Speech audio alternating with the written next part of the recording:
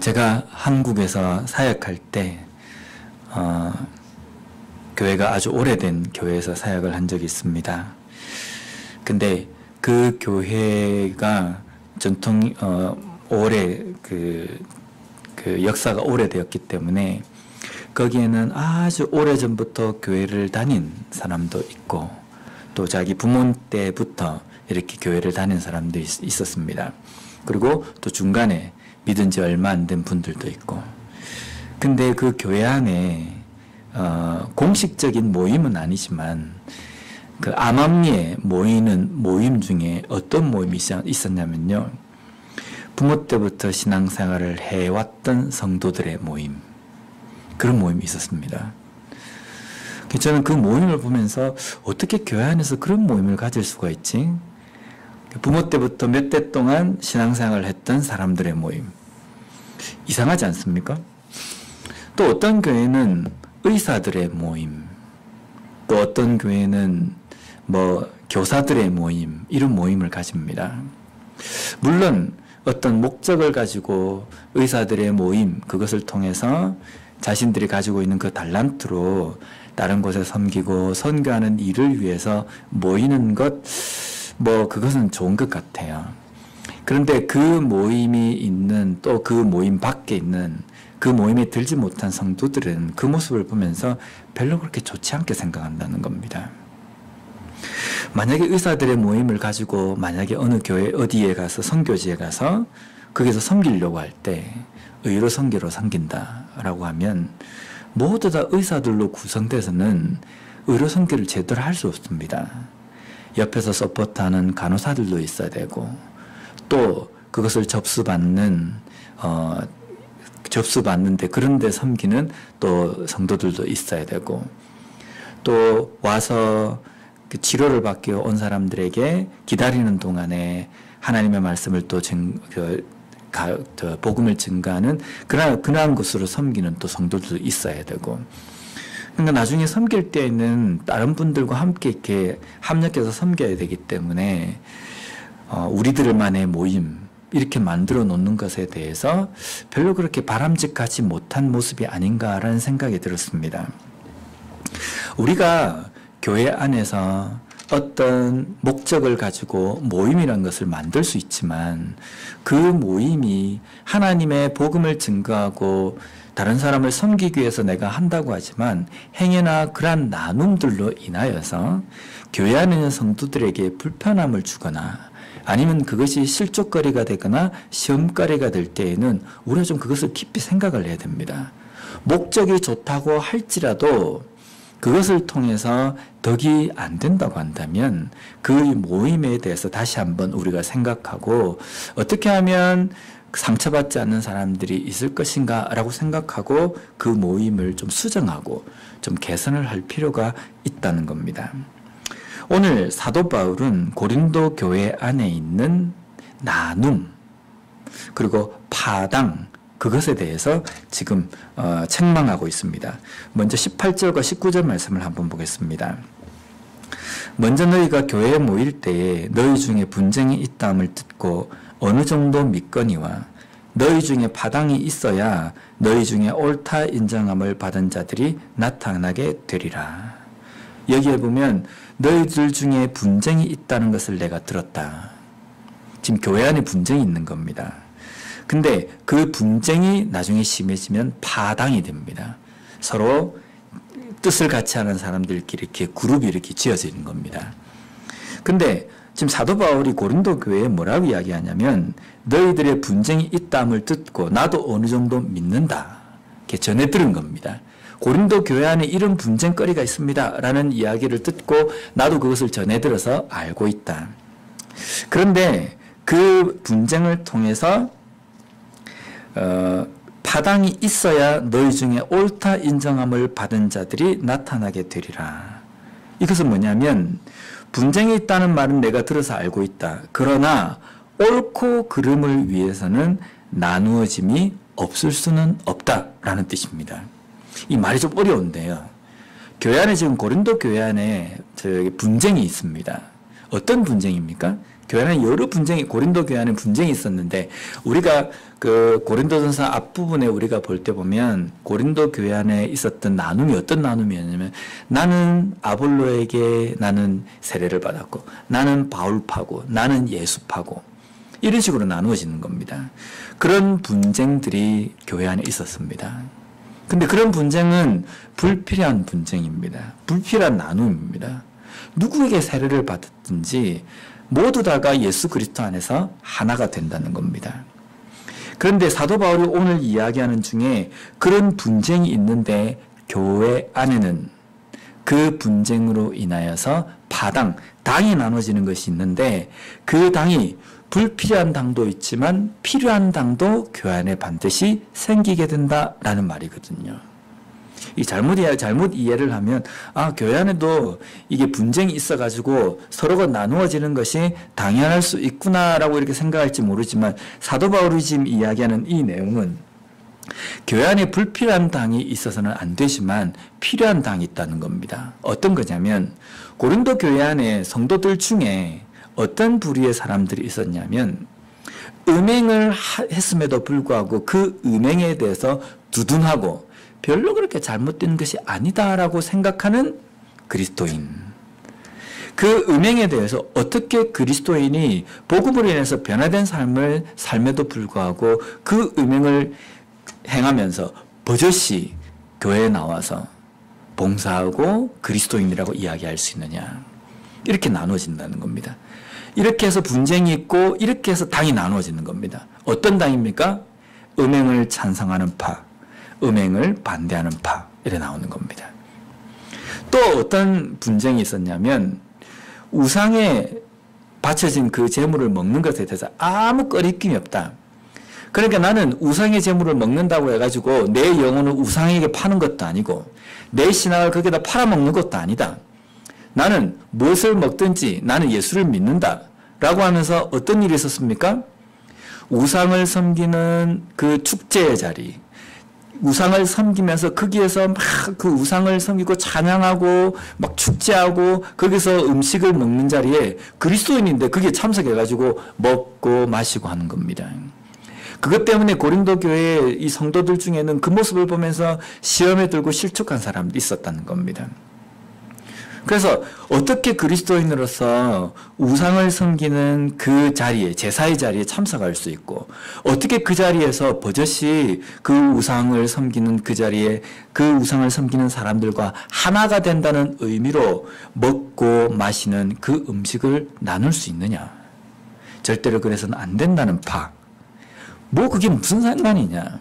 내가 어디에 있든지 내 마음만 변하지 않으면 되지 않느냐. 그래서 거기에 참석해도 된다는 파, 이렇게 나눠졌습니다. 지금 사도 바울은 이렇게 나누어지는 파당은 나누어짐으로 인하여서 누가 거룩하고 누가 경건하고 누가 옳은 길을 걸어가는지를 드러내고 나타내는 것이다 라고 지금 사도 바울이 이야기하는 겁니다.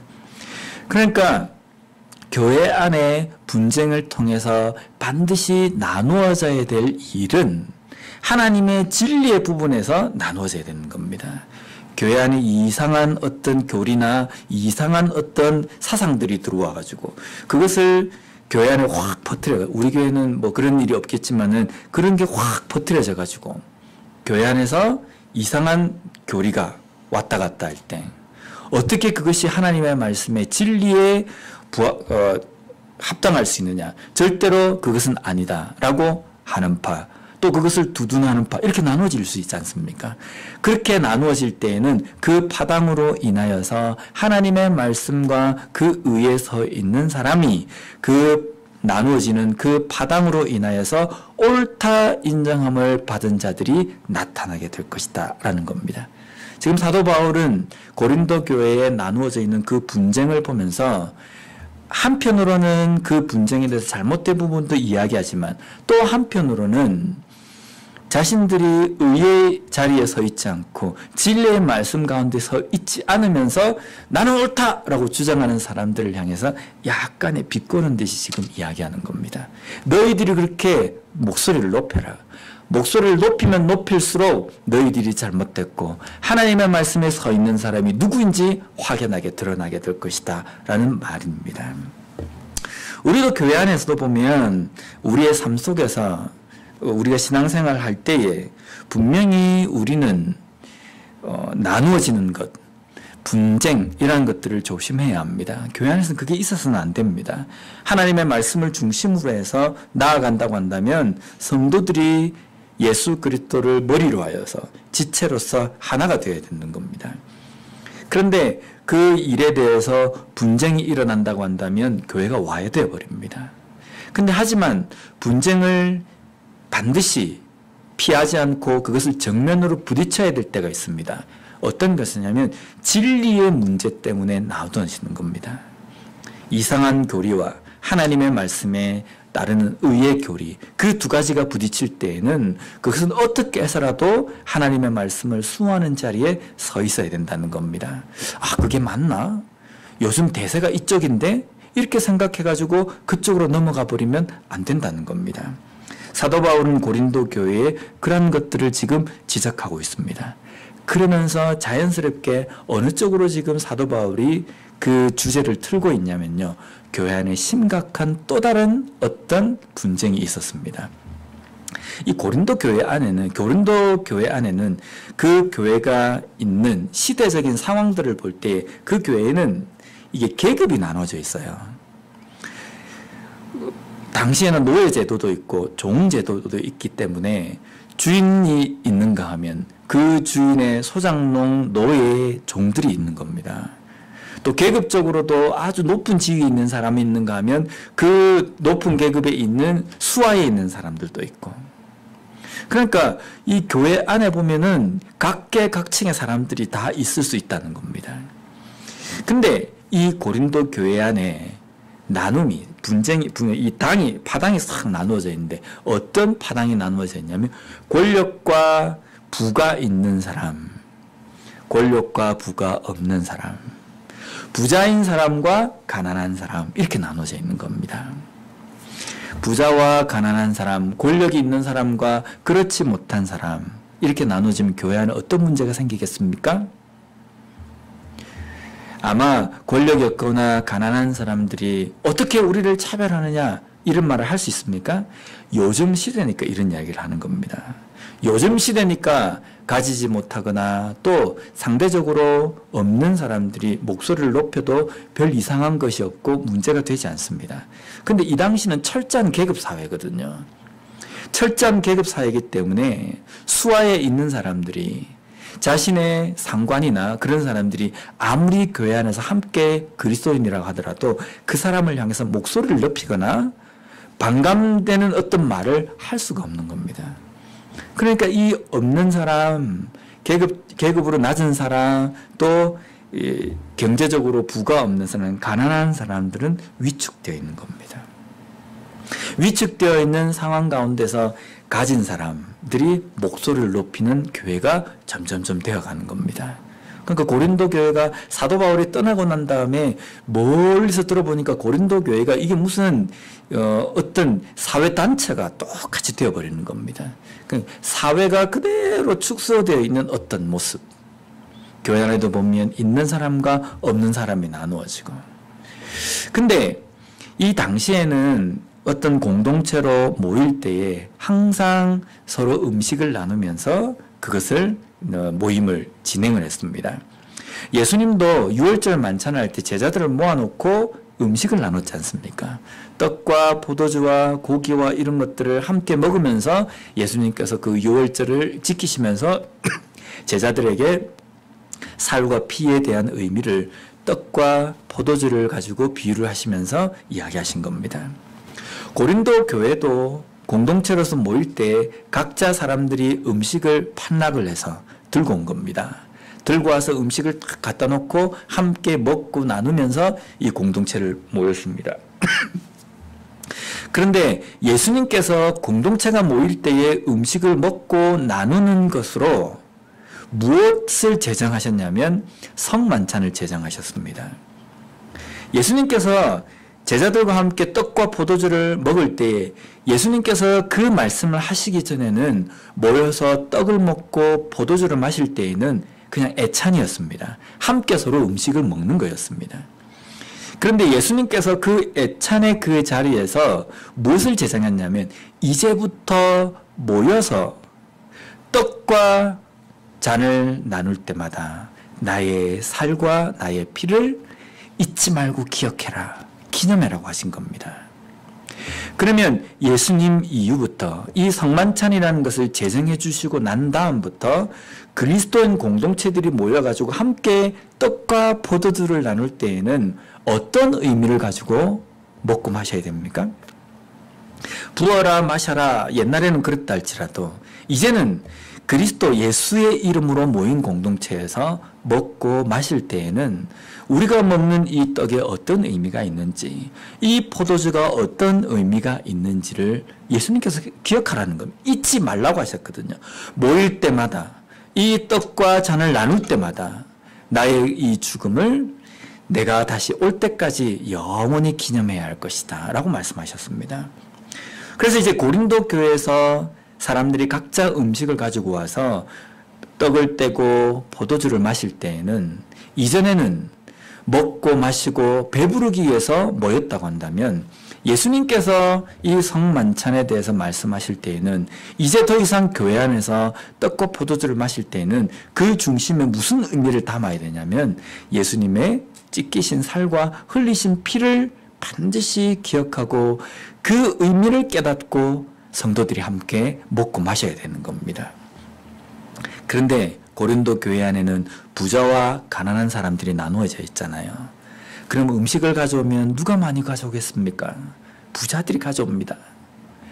제가 한국에 있을 때 이 교구를 맡으면요. 교구를 맡을 때에 이제 대신방을 하지 않습니까?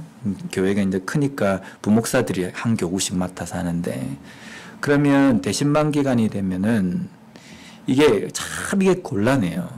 왜냐하면 이제 스타트를 어느 집에서 끊습니다.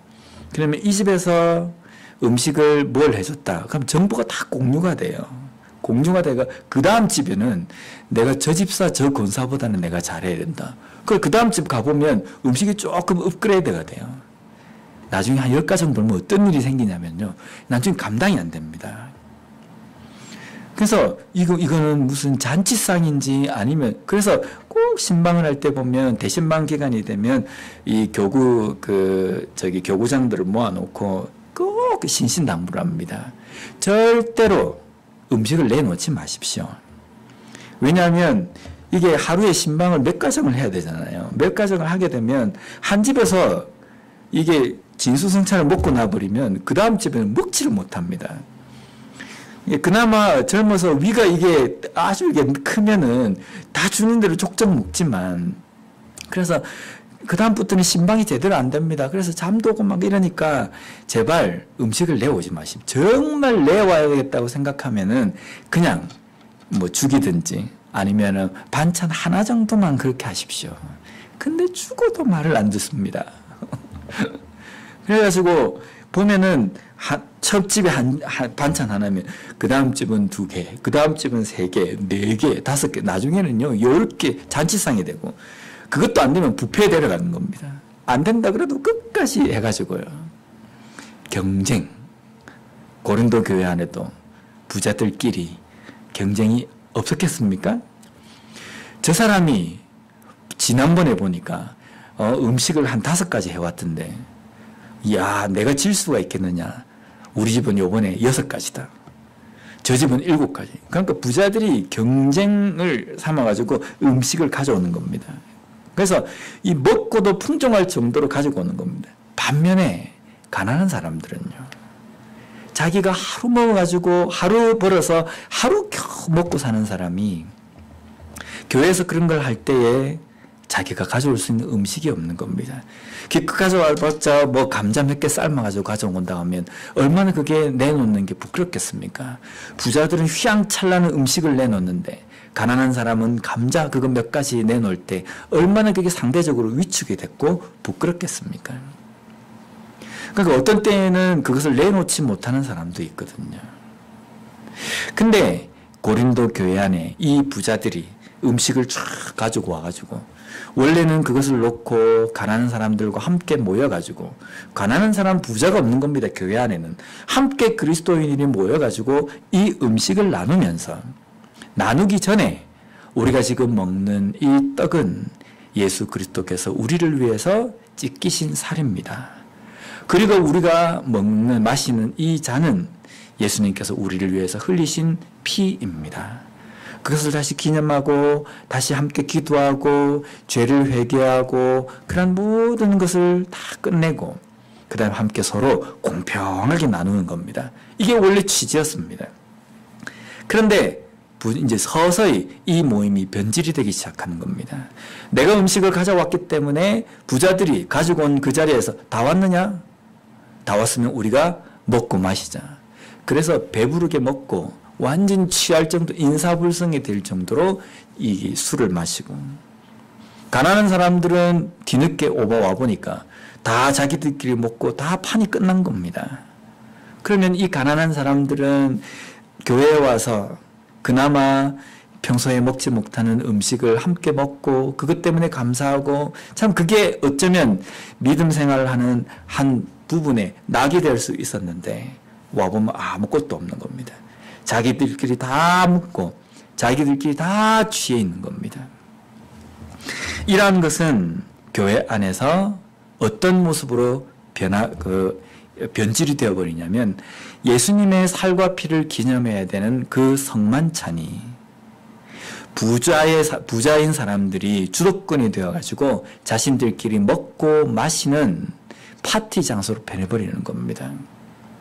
그래서 이 잔을 마시는 것이 예수님의 피를 지금 기념하는 것이 아니라 취해가지고, 얼큰하게 취해가지고 비틀비틀하면서 교회 밖을 나가기도 하고, 우상을 섬기는 모습과 전혀 다를 바가 없는, 예수님의 살과 피를 기념하기보다는 그냥 먹고 마시는 데에 중점이 되는 그러한 모임으로 변질이 되어버린 겁니다.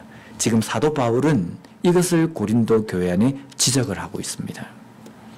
그러면서 이제 성만찬에 대해서 다음번에 나옵니다. 그건 다음 주에 우리가 살펴볼 건데요. 제가 어릴 때 다니던 교회에서는 이게 성찬식이 1년에 4번이었습니다. 분기별로 이렇게 한 번씩 드렸습니다. 근데 그 성찬식을 드릴 때마다 참 은혜가 됐어요.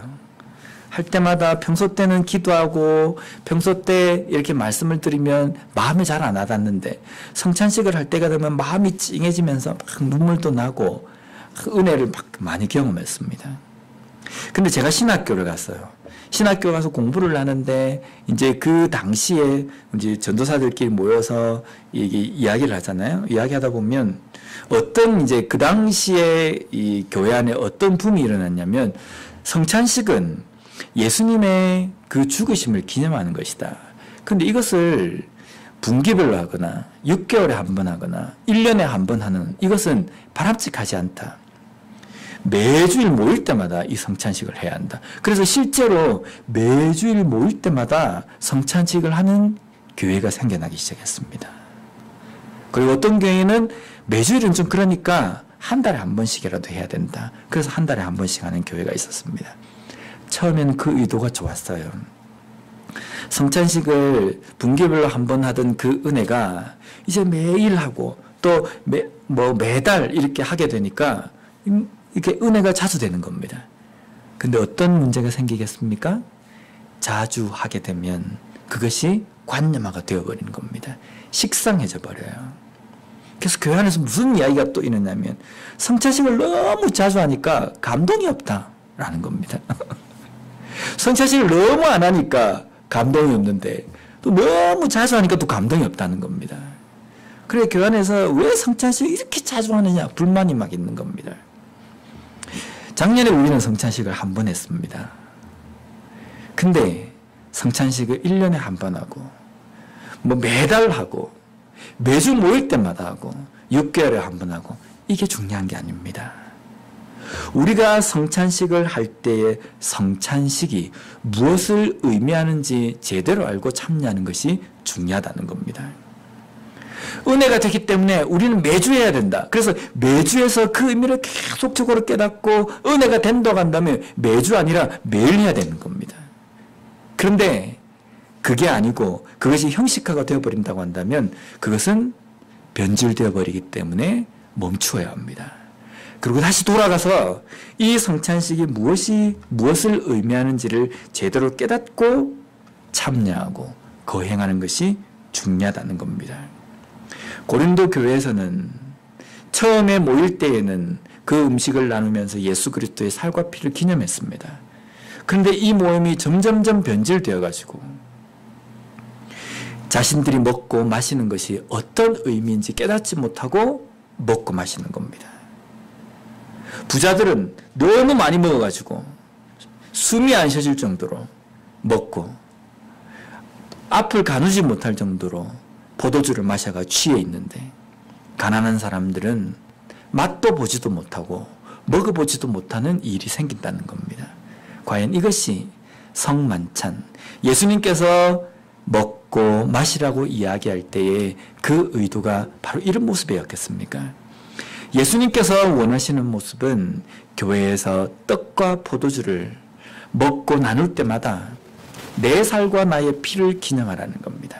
나의 죄를 위해서 죽어주신 예수 그리스도를 잊지 않고 매 순간순간마다 기념하고 또 그것으로 인해서 우리가 한 공동체가 되고 누가 높고 누가 낮음도 없고 누가 많이 가지고 누가 적게 가졌다는 그것이 없고 예수 그리스도를 머리로 하여서 지체로서 하나가 된 공동체로서 항상 그것을 깨닫고 묵상하는 교회가 되어야 한다. 이것이 예수님께서 성찬식을 통해서 우리에게 가르쳐 주신 말씀이라는 겁니다.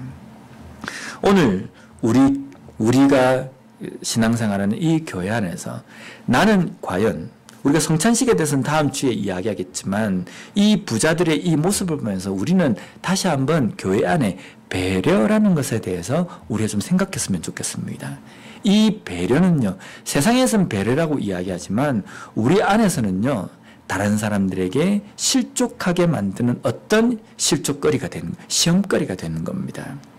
나는 옳다라고, 나는 권리라고 생각하고 주장하고 내가 그것을 하지만 행여나 그것이 다른 사람들에게 실족거리가 되고 시험거리가 될 수 있다는 겁니다. 신앙의 배려가 있어야 된다는 겁니다. 옛말에 이런 말이 있습니다. 저는 이 말을 참 좋아하고 안 잊으려고 합니다. 아복 기포면 불찰 녹이라. 무슨 뜻입니까? 내 배가 부르면 내 종의 배고픔을 알지 못한다라는 겁니다. 내가 배부르니까요. 야, 상 물려라. 종들은 밥을 먹지도 못했는데 그것을 살필 줄 모른다는 겁니다. 근데 우리는요. 내 배가 부르면 배고픈 사람들을 먼저 배려해야 된다는 겁니다. 내가 배고프다 할지라도 나보다 더 배고픈 사람이 있는지를 먼저 살피는 것이 우리 신앙인의 모습이 되어야 된다는 겁니다. 내가 이만큼 편하니까 다 편하겠지 이게 아니라 내가 편하다고 한다면 혹시 내 편함에 가리워져서 불편함을 가지고 삶을 살아가고 있는 사람이 없는지 돌아보는 것이 그리스도인의 모습이 되어야 된다는 겁니다. 고린도 교회 안에서 부자들이 정말 예수 그리스도의 그 은혜를 깨닫고 복음으로 인하여서 변화된 삶이라고 한다면 자신들이 그렇게 부유하게 누리고 자신들이 그렇게 배부르게 취할 정도로 먹을 때에 생각해야 되는 겁니다. 내가 이렇게 함으로 인해서 먹지 못하고 이 만찬을 나누지 못하는 사람이 혹시 있지는 않을까? 우리가 이 부유함으로 떵떵거리면서 권리를 주장하면서 신앙생활할 때 우리의 이 모습을 보면서 위축되고 부끄러워하고 그것 때문에 시험 드는 사람이 없는지 돌아봐야 되는 겁니다. 돌아보고 신앙적인 배려를 할 때에 우리는 이 교회 안에서 예수 그리스도의 사랑으로 하나된 온전한 공동체의 그 의미를 깨달을 수가 있다는 겁니다. 우리의 삶에서 하나님께서 이 공동체를 통해서 원하시는 것이 무엇인지 오늘도 깨닫고 우리 교회를 위해서 기도할 수 있는 우리 모두가 되었으면 좋겠습니다. 기도하겠습니다.